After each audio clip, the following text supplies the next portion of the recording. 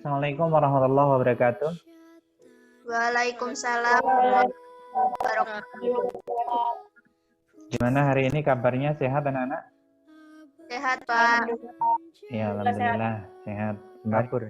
Silakan dipimpin doa untuk mulai kegiatan pembelajaran kita, Zahra. Mari kawan-kawan pelajaran hari ini kita berdoa menurut agama masing-masing. Berdoa mulai. Doa selesai.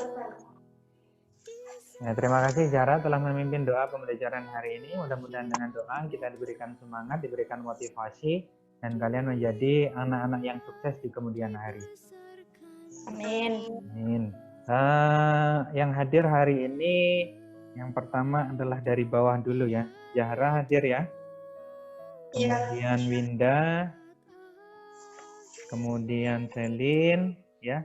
Selin hadir, Selin ya. Terus Indri. Indri, mana suaranya Indri?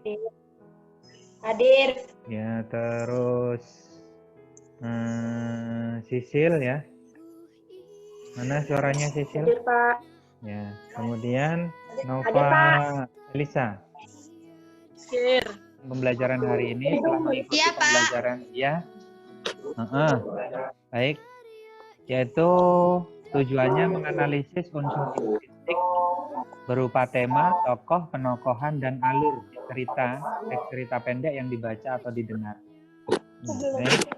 Untuk pertemuan hari ini, tujuan pembelajaran kita, kalau kemarin kita membahas tentang tema, tokoh, penokohan, dan alur cerita, untuk pembelajaran hari ini yaitu kita menganalisis unsur intrinsik, masih sama terkait dengan unsur intrinsik, namun lebih fokus kepada latar cerita, sudut pandang, dan amanat teks cerita pendek yang dibaca atau didengar.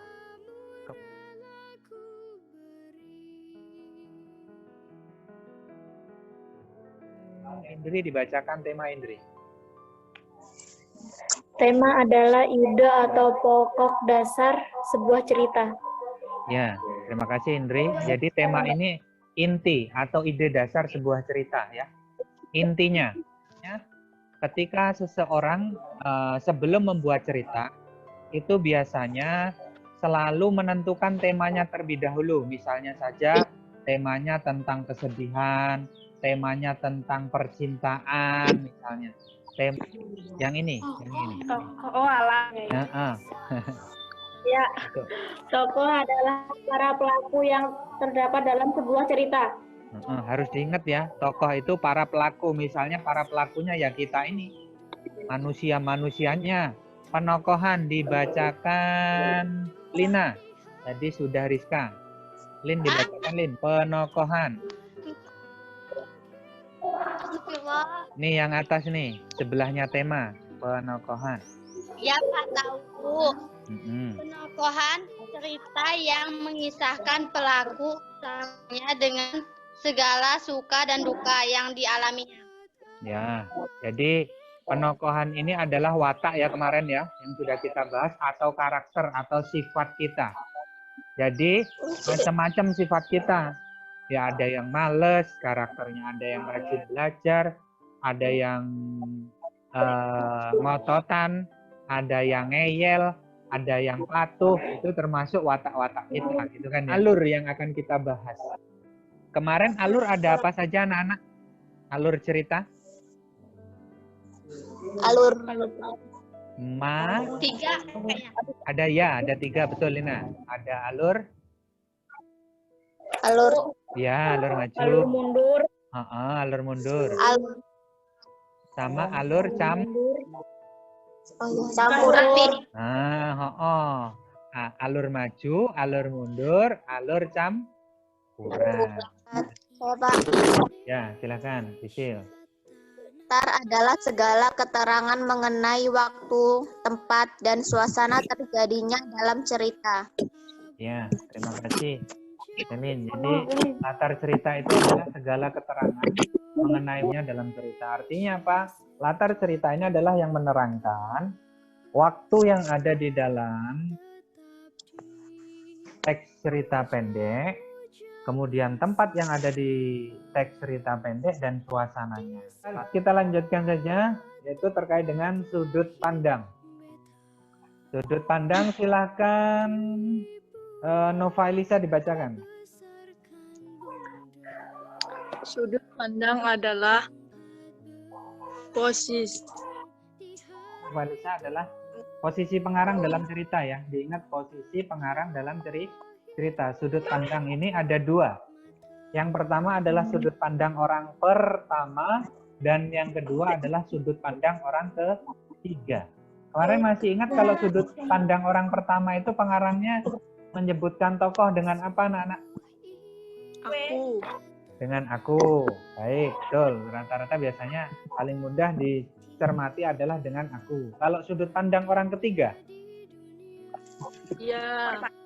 Iya, dia dan kemudian atau menyebutkan nama tokoh. Kalau kemarin yang kalian analisis itu, yang kalian analisis kira-kira itu sudut pandang orang pertama atau orang ketiga? Cerita-cerita. Ketiga. Alasannya kenapa ke orang ketiga? Karena dia pakai dia. Ya, betul sekali. Jadi di dalam cerita menggambarkan, menerangkan tokohnya itu menggunakan dia atau nama orang atau nama tokoh. Kalau sudah paham, kita lanjutkan yang terakhir. Ini yang terakhir. Ya, nanti langsung kita praktek menganalisis apa yang perlu kalian analisis. Setelah itu kita lanjutkan di grup WA nanti. Selanjutnya adalah amanat. Ini Indri atau Sisil membacakannya. Untuk amanat. Ya udah. Amanat merupakan pesan yang ingin disampaikan oleh pengarang. Amanat tersimpan rapih disembunyikan pengarang dalam keseluruhan isi cerita. Ya, terima kasih Indri telah membacakan. Jadi intinya amanat itu seperti yang sudah kita bahas sebelumnya, hanya ini penegasan saja agar lebih memperdalam dan mengingatkan kembali. Amanat itu pesan. Pesan yang ingin disampaikan pengarang melalui tulisan yang dia buat. Misalnya saja dia ingin menyampaikan pesan baik berupa orang yang melakukan tindakan kebaikan itu pasti akan mendapatkan kebaikan pula. Banyak pesan-pesannya. Bagaimana cara mendapatkan pesan atau amanat? Itu adalah caranya dengan kalian itu membaca cerita dari awal hingga akhir cerita tersebut, baru kalian menyimpulkan, oh ternyata pengarang tuh maksudnya ini tuh. Ini kita silakan dibaca ini untuk kegiatan yang pertama. Nanti kalian baca atau dengarlah, tapi intinya dengarkan ya. Teks cerita yang berjudul Cuma Teman karya Raditya Dika, atau silahkan tonton alamat YouTube-nya, nanti Bapak share di grup juga. Kemudian lembar kerjanya nanti Bapak share juga. Kemudian ini, jadi untuk pertemuan ini nanti kerjaannya Raditya Dika. Terus temanya, tokohnya, penokohannya, alurnya. Paham ya? Apa yang harus dicermati ya? Ya, Pak. Nah, baik kalau paham. Siapa? Silakan yang mau menyimpulkan apa tadi yang kita pelajari. Ada 3 hal tadi kok. Yang kita pelajari hanya 3 hal saja. Nah, kesimpulannya apa tadi yang kita pelajari? Yang pertama kita mempelajari tentang latar cerita. Yang kedua tentang Sudut pandang. sudut pandang. Bagus. Yang ketiga tentang Amanat. bagus. Silakan Zahra ditutup dengan doa. Mari kawan untuk mengakhiri pelajaran hari ini. Kita berdoa menurut agama dan kepercayaan masing-masing. Berdoa mulai. Doa selesai. Alhamdulillah. Terima kasih anak-anak. Sekali lagi Bapak ucapkan telah mengikuti pembelajaran bahasa Indonesia. Jangan lupa di rumah tetap jaga kesehatan. Bapak Airi untuk pertemuan hari ini. Wabillahi taufiq wal hidayah. Assalamualaikum warahmatullahi wabarakatuh. Waalaikumsalam. Waalaikumsalam warahmatullahi wabarakatuh.